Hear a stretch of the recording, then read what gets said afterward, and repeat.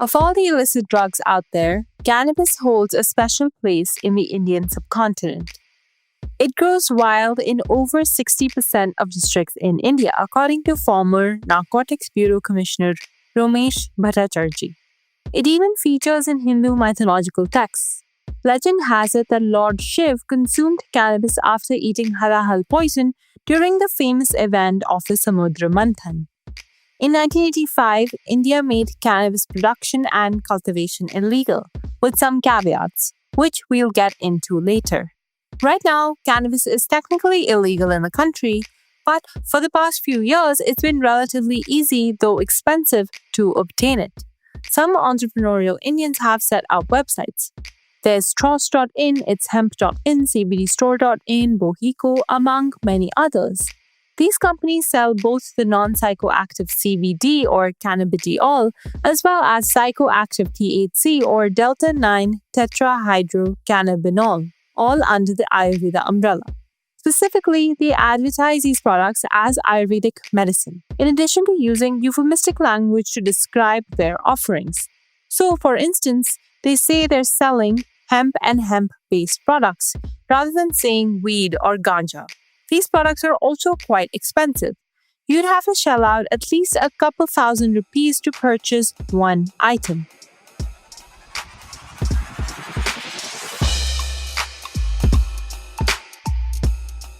I'm your host Kudrat Wadhwa and you're listening to The Signal Daily.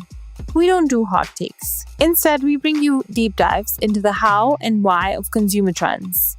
In this episode, we learn about the online Ayurvedic cannabis market. Who's buying from these websites? Why are their products so expensive? And how safe is it to buy from them?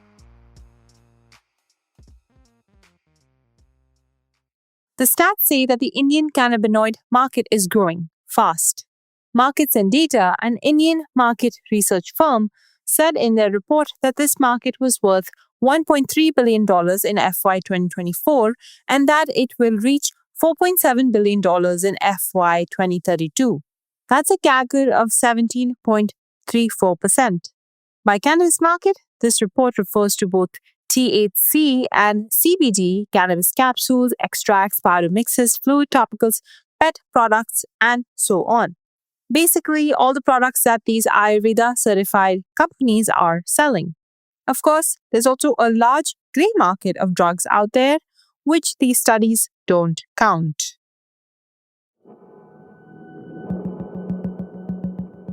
Indian law bans the recreational use of cannabis, and yet cannabis products are so easily available in these online marketplaces. What's up with that? To understand what's going on, we need to rewind in time. Indians have been using cannabis for hundreds of years.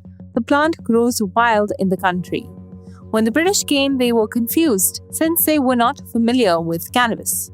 But rather than banning it, they decided to tax it instead, similar to the strategy that they employed with opium. Independent India pretty much followed the same approach until 1961, when the UN formed a convention on narcotic drugs. At first, India resisted following the UN's directive. But 25 years later, India too criminalized cannabis production and consumption. Under the NDPS, or the Narcotic Drugs and Psychotropic Substances Act of 1985, an individual found with up to 1 kg of ganja, that's defined as a small quantity of a plant, can go to prison for 6 months or have to pay a fine of 10,000 rupees. While the act made it illegal to use the bud and flower parts of the cannabis plant, it allowed states to regulate the usage of cannabis leaves, which people use to make bhang. The act also doesn't mention the stem of the plant, which is what makes hemp baskets and hemp clothing and so on. Essentially, the NDPS Act criminalizes the recreational consumption and production of marijuana. That's what people generally call the drug, but leaves room for using the cannabis plant for medical, scientific, and industrial purposes. In 2018, the Uttarakhand government decided to capitalize on that. Uttarakhand, like so many states at high altitudes, has lots of naturally growing cannabis. In 2018, the the state launched a pilot project for intentional large-scale cultivation of the plant, in effect legalizing weed farming. The only caveat: farmers had to ensure that the THC content in their cannabis plant was no more than 0.3%. THC, by the way, was a psychoactive part in the cannabis plant. That 0.3% number is important, we'll come back to it later. Other states followed suit. Soon, Madhya Pradesh and Himachal Pradesh also legalized cannabis cultivation for industrial and medical purposes. Again, only as long as the THC content was under 0.3%.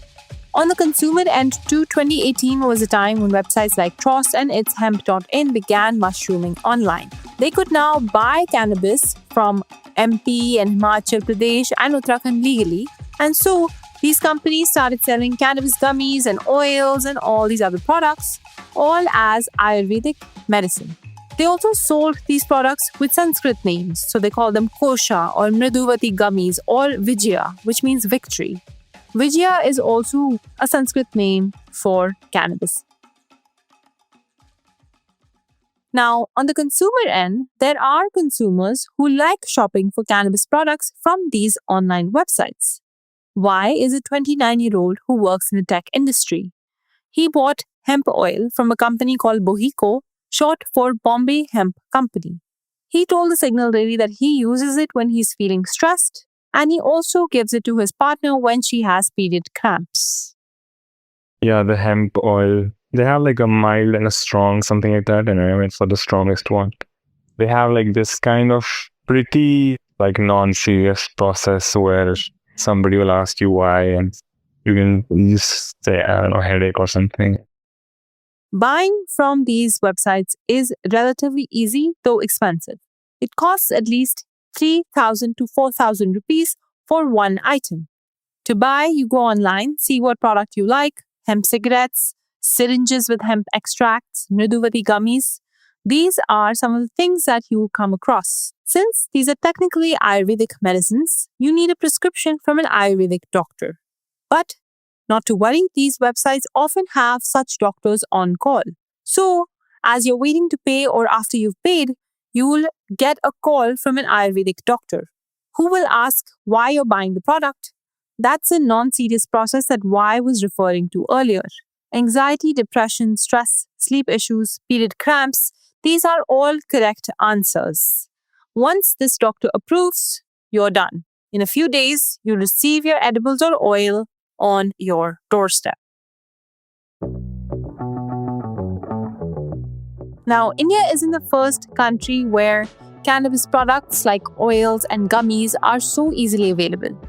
Many states in the US have legalized cannabis, and so you'll find these products in those states as well. But one thing that differentiates American edibles from the Indian Ayurvedic ones is that the former will say 5 or 10 mg on the back, but the Indian ones say 100 mg or 150 mg. It's not that the Indian ones are much stronger, but rather it's that they're made from plants with a very low percentage of THC. Remember that 0.3% requirement I mentioned earlier? Farmers in Uttarakhand, MP and Himachal Pradesh, where growing cannabis is legal, can only farm it as long as their plant meets that criteria, which, by the way, is very difficult to ensure. Most naturally growing weed plants have as much as 15 or 20% or even more percent of THC. THC again is a psychoactive component in marijuana. 0.3% on the other hand is too little to get anyone high, which means that companies that sell Ayurvedic cannabis products have to get creative. Here's Ankit Singh, a representative from Trost, talking about it. So what we are doing, we have a machine called CO2 supercritical extraction machine, CO2 based supercritical extraction machine. What we are doing, we are putting all the cannabis leaves into that machine and we are making a concentrated form of THC. Then we are making a different product with that THC and CBD. We are doing everything legal. This entire Ayurvedic marketplace, the whole buying and then getting a perfunctory call from a doctor to confirm your symptoms, seems shady, that's for sure. The Signal Daily spoke to Anay Shukla, a lawyer who specializes in health law. He said that none of this is illegal as long as these companies have the right licenses from the Ministry of Ayush. the central government body responsible for managing traditional and alternative medicine systems in India. Now, it's not that easy to get a license, which is in part why some of these products are so expensive. Here's Ankit from Tosh again. Whenever a batch come, we send in the two part, one in America, one in Canada, to get them checked, to get a COC report, how much THC, how much CBD, what are the other cannabinoids. Okay. Then we send the same report to Ayush Ministry of India. There are 5 different drug inspectors inspect all the things. Then only we get a approval for a single batch. It's a lengthy process. Yeah, very lengthy. Okay, if we want to manufacture a batch of gummy, it can take up to 3 months to get a batch of a gummy. Oh, wow. So that's why it's so expensive. Product is very cheap. Cannabis is cheap. Yeah. All the legal framework, all the paperwork is very expensive.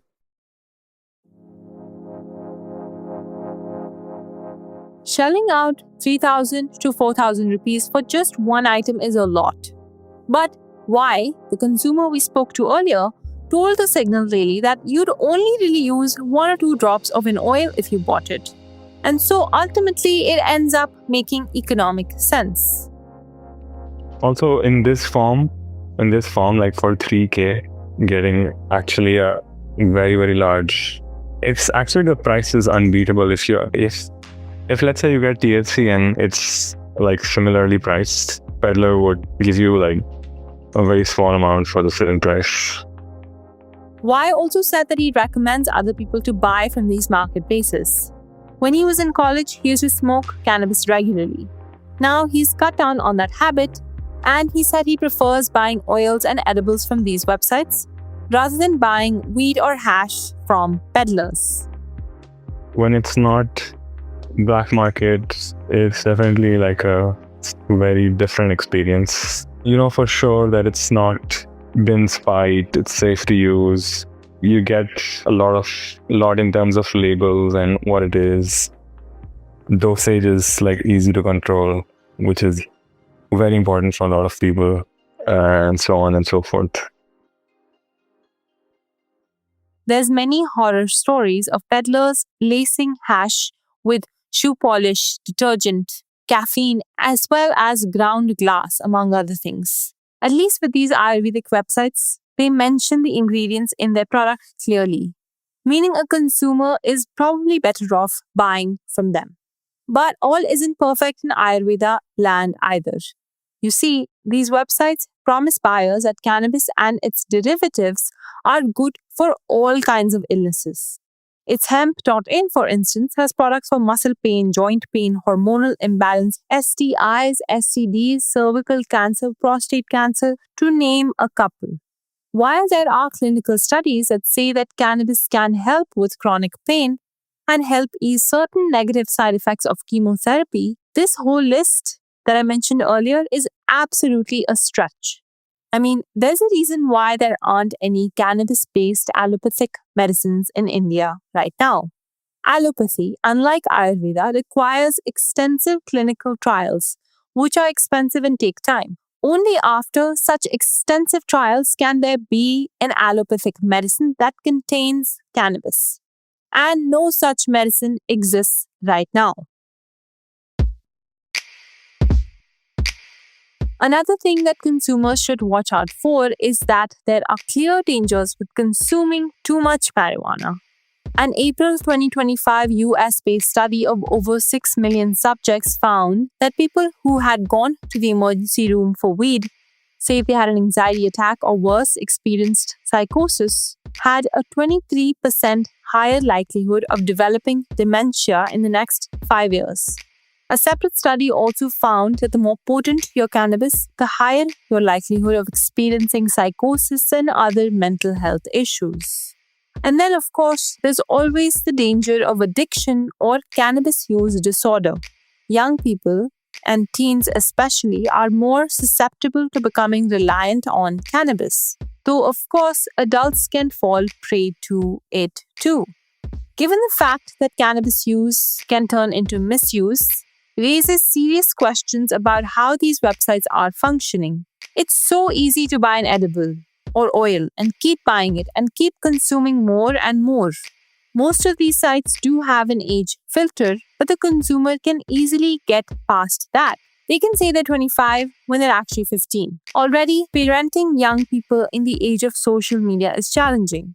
And parents in particular need to watch out for their kids relying on a drug like cannabis.